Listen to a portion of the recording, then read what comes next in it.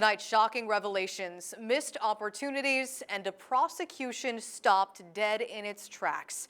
Westchester's district attorney today taking tough questions at her first press conference following the death of New York real estate heir Robert Durst, who was set to face murder charges here in New York in the coming weeks.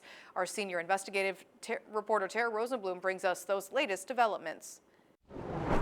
Model-turned-medical student Kathie Durst vanished from her South Salem home back in January of 1982. So how did her killer manage to escape justice for 4 decades?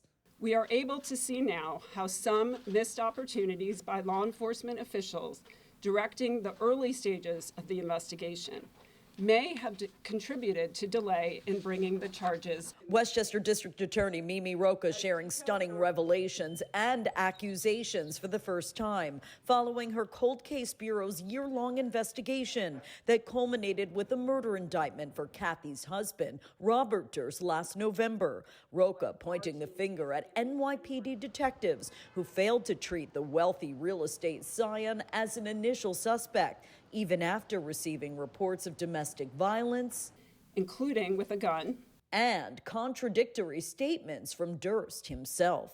This case demonstrates the danger of what's known as tunnel vision, having a theory of a case which is maintained even when there are red flags. It wasn't until 20 years later that accounts by eyewitnesses who claimed to have seen and spoken to Kathie in Manhattan after she disappeared were debunked. Rocha says Robert Durst's recent murder conviction for the death of his best friend Susan Berman in Los Angeles provided new evidence that he admitted to killing his wife in Westchester. But Durst died last week before the case could ever head to trial, leaving newly retired New York State Police investigator Joseph Becerra, who spent 20 years probing Durst, no closer to finding a murder weapon or Kathie's remains. The biggest disappointment is not knowing where Kathie is, just so we can give her family final closure.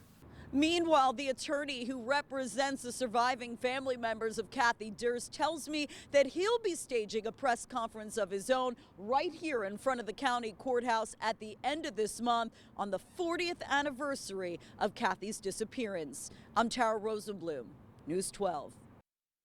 Well, in a statement tonight, Kathie Durst's family attorney Bob Abrams called on District Attorney Rocha to resign, claiming she was part of a cover-up that allowed Durst to avoid justice.